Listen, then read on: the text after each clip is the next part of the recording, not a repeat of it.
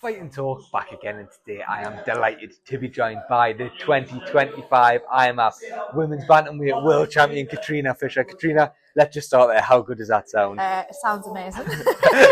And it's still like sinking in. It doesn't really feel real, but like that was the best experience of my life ever. It was amazing. So good. It's so good. Let's just dive straight into it then. Yeah. Of course, your first Immaf tournament, a World Championship, Yeah. a big division as well. There was a lot of really, really good talented girls in that division.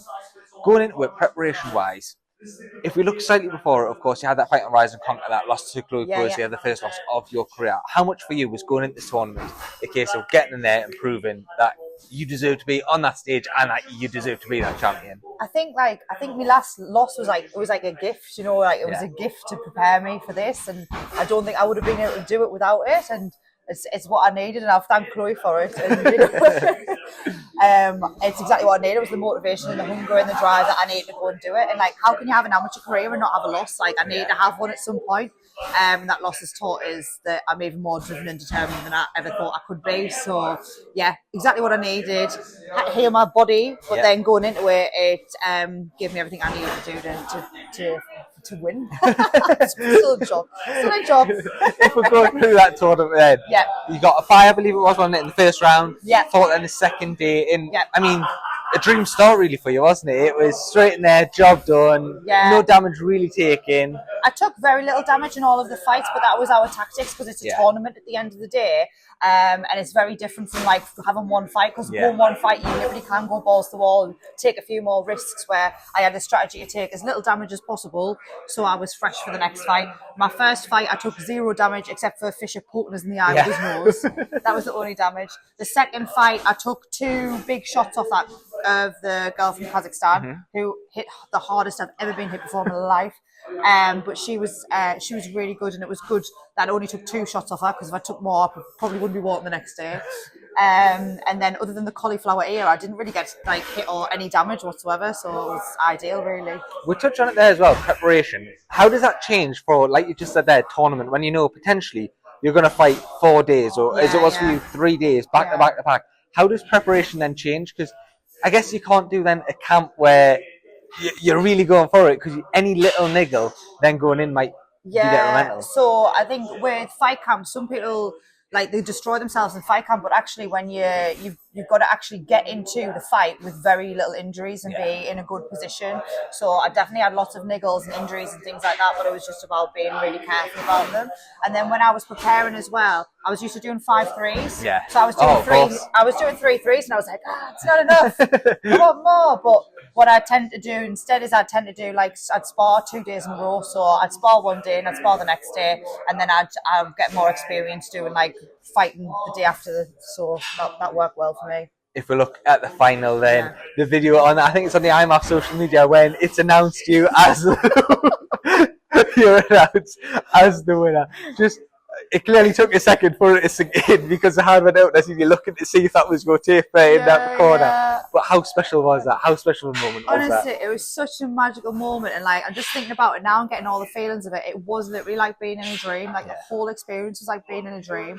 And when I was there, like I knew I'd done enough, and I knew that I had won the fight, but I was just like, I just imagined it so many times me winning, that when it did actually happen, I was like, oh my God, this is happening. So yeah, I pulled the most extreme faces that MMA has ever seen. But I was just so happy. I really just feel like I was living in a dream. It was amazing. Not just for you, but the team as well. It was an unbelievable tournament for the team, and especially the women competing there as well. How nice was it to be able to share the moments with 2 of your teammates who were also kind of world champions? It just happened to be that the other 2 girls happened to be the girls that I've gone so well with when I was there. So it was amazing that we all got to do it together. And I mean, all the girls on the team were amazing. All the guys on the team were amazing. Like we went, I think with the squad about 35 of us. Day one, like when we walked in there, I thought people would be taking it easy, and because it's a tournament, people were kicking the living crap out of each other. To the extent it was like, I don't know if I can do this. This is actually mental. But with all of the guys there, I think in the first thing, like 7 of our guys went out straight away. Yeah. So at the beginning, it did not look good. And the caliber of the people out there was just beyond. So it just did not look good. But actually towards the end, like we ended up getting the most gold medals. So it was amazing. And amazing that Alana and Millie, I got to get with them, and Joe as well. Joe earned it. He was in the hardest division. Yeah. He should have been in the juniors, and he was in the seniors as well. He got no buys, and he got loads of people who got buys and medical clearances. So like he really, really did amazing as well. The whole team did. I think we've got to ask then now, of course. We see a lot of people do it. They'll win the Immaf tournament and then they join the pro ranks. Where's your head out for next year? Do we think that could be? Everyone keeps asking, Katrina, when are you going pro? When are you going to pro? Not yet. I'm going to go to Serbia. End of Jan. Anyone wants to sponsor me? Going to Serbia at the end of Jan. I'm going to go and be the European champion, and then we'll talk about it then. You ask us then. I've got to ask you as well. Of course, we've seen Fisher, your husband Andrew Fisher, back in the cage there not that long ago at Cage Warriors. How nice was that to see Fisher back in there? He's a veteran of the UK scene. Oh, we're just so proud of him, honestly. He works so hard, he trains so hard. I don't know anybody else who has like the knowledge and the ability that he does. He's absolutely fantastic, and whatever he wants to, I'll always support him, and I think he wants to keep fighting, so I'll be behind him 1,000,000%. I just hope our fight comps aren't at the same time again. Yeah. That was a nightmare.